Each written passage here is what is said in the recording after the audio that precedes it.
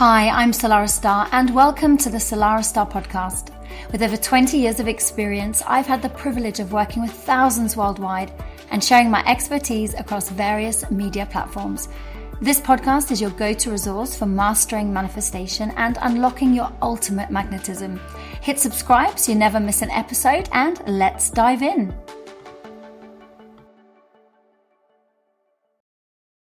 And a very warm welcome to the Salarah Starre Podcast, where manifesting gets real, shadow work gets deep, and we don't just talk about the glow up. We go through the mess to get where we are today.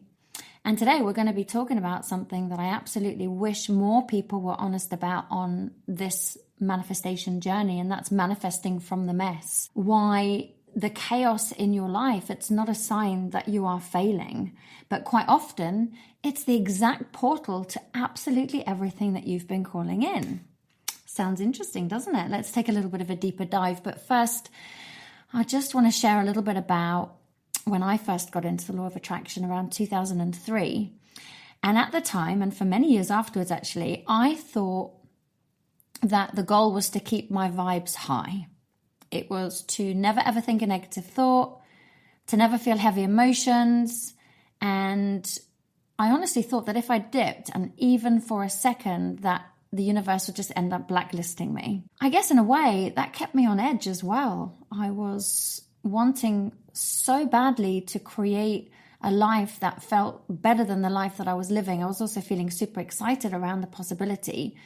But then I was also feeling on edge in case I said something that would cancel out all the hard work that I'd ever done. So I plastered affirmations absolutely everywhere in my house, by the kettle, in the fridge, by my toothbrush, walking down the stairs, in the living room, even in my car when I pulled the sun visor down. And you know what? It was really great at the time because it absolutely helped me to carve out new neuro pathways. And I found after a while that I was reciting affirmations in my head when I was just walking down the street. So that's not a bad thing, right? It's a good thing.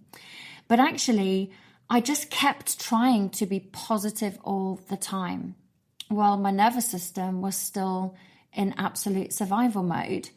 And it's these two extremes working against each other. And it was no wonder that I was exhausted and worn out, but not necessarily making the kind of headway that I now later on in life know I could make if my whole energy that I was coming from was completely different. So feeling exhausted and wrung out like a sponge, feeling one day that I was up and high as a kite, and the next just crashed out on the floor.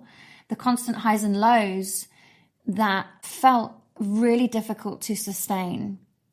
And I didn't realize back then that I was actually bypassing some of the deeper real work, which meant that it wouldn't feel so difficult to sustain an uplifted, positive energy had I have taken a deeper dive into what was lying beneath and driving the push and the force forward.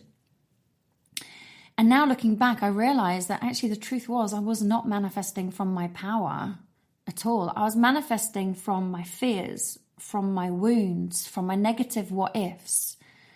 And there was no amount of vision boards or affirmations or visualizations that I could ever do that would ever cover that up, annoyingly. I mean, it's a great rite of passage. It was exactly where I needed to be at the time. But if I wanted this journey to be easier and more effortless, then I would actually need to do a little bit more of the deeper work, which was lying underneath the surface. The energy emanating from my being, which was holding limiting beliefs and unhelpful pain patterns that were more powerful than the affirmations I was reciting at the time. So this is a really important connection here, is understanding that the law of attraction doesn't respond to what you say or what you want. It's helpful because what you say and what you want creates a feeling.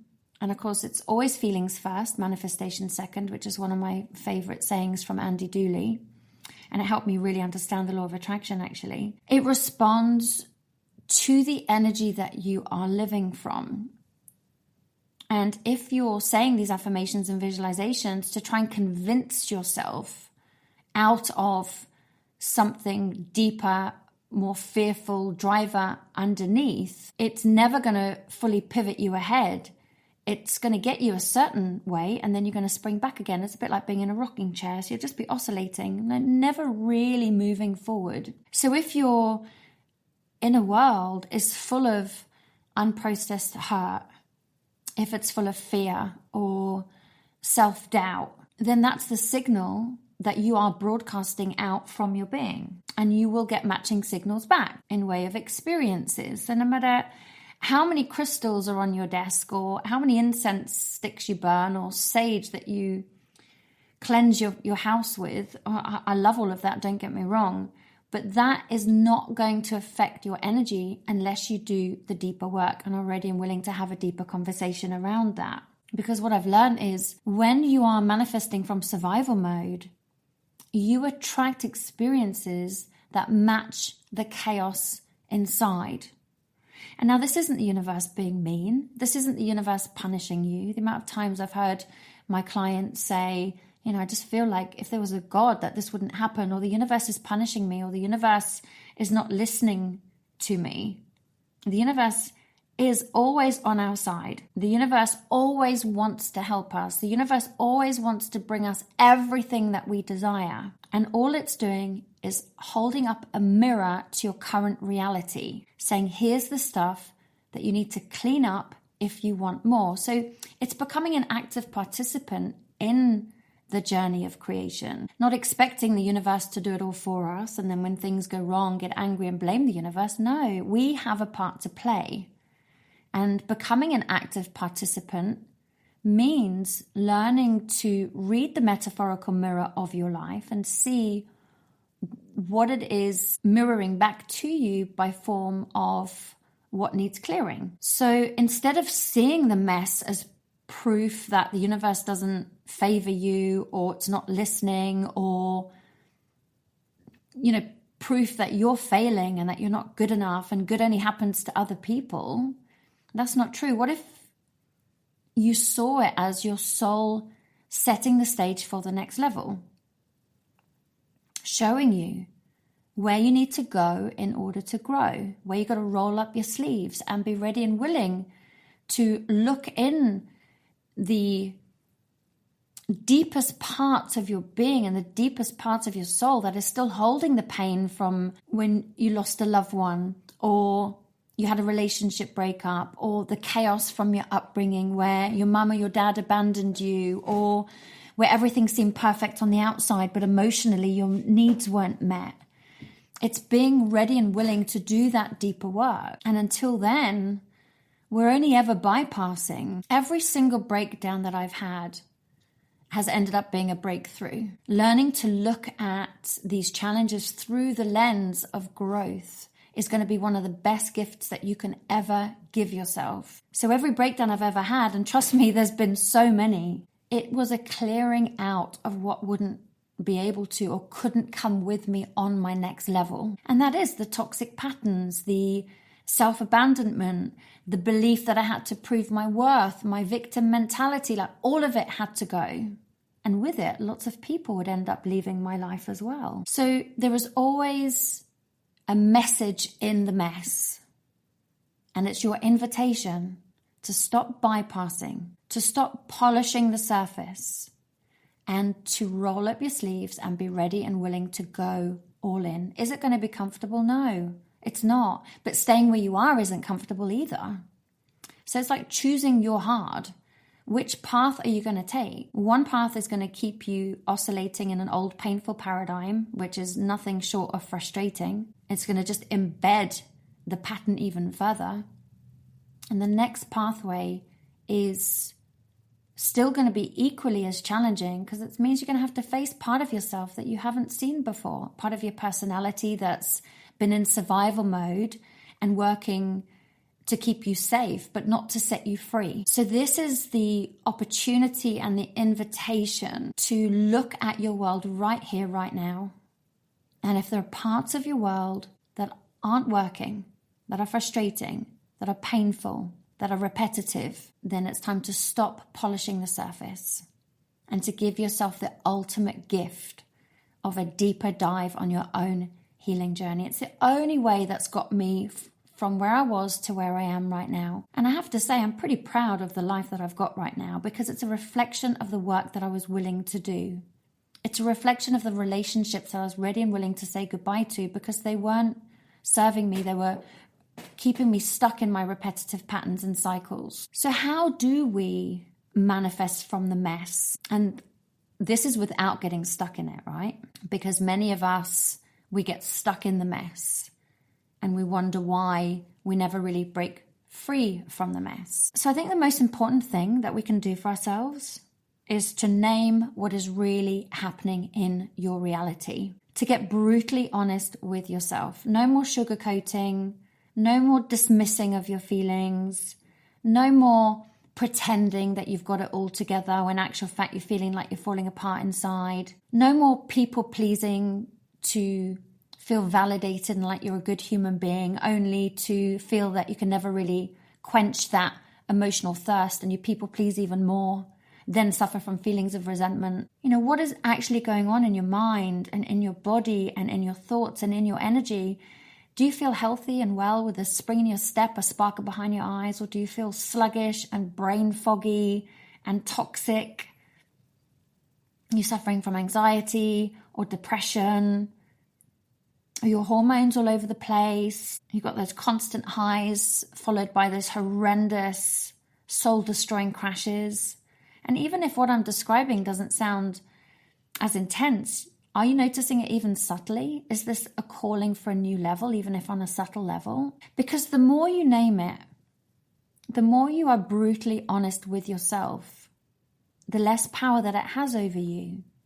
And if you're struggling to know what it is that you need to name, then reach out to a coach, to a therapist, to somebody that can help you. Because sometimes when we're in it, we can't see it for ourselves. But be ready and willing to hear the truth of it, for it not to be sugar-coated. You don't want to waste time with people pandering to your emotional wounds. No, you want the truth, what is going on. It saves you a whole load of time, but be ready to hear it as well. Because like I said, when you name it, it has less power over you. And then it's accepting where you are right now as well. Like having an acceptance that this is where you are currently in your reality. No bypassing, no happy clappy Pollyanna, trying to think positive, trying to think your way out of it with vision boards. No. This is where I am right now. And that's not going to feed your reality even more. That's going to help you to know what your next step out is. But if we're pretending that everything's okay and it's not, then how on earth are you ever going to move to your next level if you can't be honest and go through a process of acceptance of where you are right in your reality now? So it's like, okay, so this is where I am. This is what's really happening. What is my next step from here? And when you are brutally honest with yourself in that way, that's when the game starts to change. And then it's going to be time to do some of the deeper work. When you identify what's really going on, what patterns are keeping you stuck, you're going to need to do some work around it. And a lot of the time, this pattern started when you were younger. And you won't remember exactly when, who, or how it started. Well, you might. You might have an idea of certain events that took place along the timeline of your life, which created a wound and then distorted the way that you showed up in the world. Because when we're wounded, we look for ways to get our needs met, but they're not functional ways of getting our needs met. They're fine and they help us through to where we are right now. Great. But we want to live a life full of peace, freedom, health, love, abundance, prosperity, joy, and creativity. And when we want to live a life like that, the way that we used to get our needs met are not going to serve us where we want to go. So it's about reworking and relearning new ways to show up to get ourselves different results. Because remember, if you always do what you've always done, you're going to always get what you've always got. And when we go into the deeper work, whether it's in a child work in whatever form that presents itself, learning then to reparent yourself in whichever form it presents itself. This is just one example. That's when the energy we emit starts to shift and change. So think about it a bit like like Russian dolls. There's multiple layers within those Russian dolls. I used to get so fascinated with those Russian dolls when I was growing up. I loved how you could just open the outer shell to see a smaller version inside, and it would go on and on and on. And I love getting right to the middle bit. The reason why I mention Russian dolls right now is because Russian dolls are similar to the different layers of our own energy. So let's just say the 4-year-old you, so the 4th layer of the Russian doll, suffered a traumatic event. And as a result, her or his needs weren't met, and they had to adapt. They had to find a way to get those needs met. But the hurt was never dealt with. The pain was never resolved. So no matter how many affirmations and visualizations the outer layer of you, the outer layer of the Russian doll example of you says, the energy emanating from deep inside your being, in this example, the fourth layer of the Russian doll, it's going to be working against you. So this isn't necessarily about needing another self-help book. This is about you learning to become present with the various layers of you that are struggling and suffering and need your help right now. And sometimes the most magnetic thing that you can do is learn to sit with your pain, not to stay in your pain. The pain wants to be seen. It wants to be validated. It wants to be heard so it can come up and move out of you. And this is what a lot of people do on the manifesting journey. They bypass this deeper work. And this is where I work a lot with my clients, is the deeper layers. And I have noticed over the years that some people haven't been ready and willing to go there. Some people have spent years in therapy, and I don't want to do any more therapy. I just want you to show me how to work with affirmations and visualizations and goal setting and all of that good stuff, which it is good stuff. But I've sat for years in therapy and I don't want to do any more. Well, here's the wake-up call. You're always going to have to do it. Because if something's not working in your life, it's because there's a pattern from when you were younger that is still playing out, that you are unaware of. So if anybody says to me now in my coaching practice, I don't want to do any more of the deeper work, then you're not for me and I'm not for you. Because that's what the journey is about. You can have fun along the way, you can enjoy it, you can feel the shifts and celebrate them, but it's also important not to bypass the healing. And when we do this deeper work, that's when the lens in which we view the world through changes. So it's a bit like having glasses on that are covered in fog and smog and paint and whatever it might be, splutters of mud or whatever. What we're doing is we're going in and we're polishing some of that lens, which means that we are now able to see a different view of the world. I think it was Wayne Dyer that said we don't see the world as the world is. We see the world through the lens of ourselves. If we don't like what we're seeing, it's because we've got a foggy lens. And when we do the deeper work, we can clear some of that. But we can only do that by being brutally honest with ourselves about where we are. Instead of sitting in blame, or he or she didn't do this, and it's their fault that I'm this. And this is learning to take responsibility for yourself and for your life. Because no, it's not our fault what's happened to us when we were younger, not at all. But it is our responsibility to change it. And it's being willing to step out of that victim mentality. And when we clear the lens, like I said, we're now able to see things that were always there that we weren't able to see before. So unless you clear the lens, if you think life is hard and people are challenging, you're going to see proof of that everywhere. If you think that people are out for their own and selfish, you're going to see proof of that everywhere. If you feel that you are lovable and unworthy, you're going to see proof of that everywhere. But when you change the lens, the game changes massively. So all you can do is just keep taking micro-aligned action. This is so important. It's not about changing everything in one day. And if there's impatience inside of you, then maybe you need to work a little bit with your impatience, because it's not going to change anything. That's still coming from desperation and need and fear and push and force.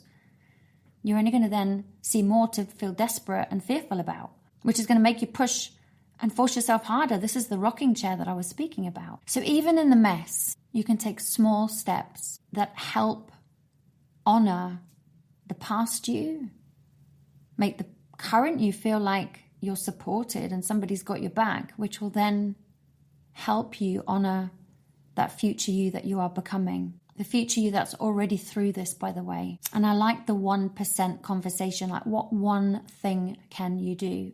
I was working with a client the other day. She's already come a massively long way. I'm so proud of her. She's not scared to do the deeper inner work, although it's been super challenging for her. But she realized that the future version of her, which is this high-valued woman, And I'm not talking stilettos and diamonds, although that might be a thing and that's okay. I think she values herself. She values her time. She values her boundaries. She's accountable. She's strong. She's responsible. But she's also connected to emotions and can be vulnerable and nurturing. And she realized that the one action her future self does not do is talking about other people or gossiping about them. And that was quite an eye-opener for her because it wasn't a 1% shift that she even had thought about. A lot of us might think it's about goal setting and showing up at the gym 3 to 5 days a week, or sometimes it's the way that we are showing up in the smaller moments which actually have the biggest impact. And when we're talking about other people, this is a conversation that I had with her, what we're doing is it's a distraction from the work that we need to do. We're putting bad energy and bad vibes their way, and guess what? We'll only attract more of the same back to us. What you give out, you get back.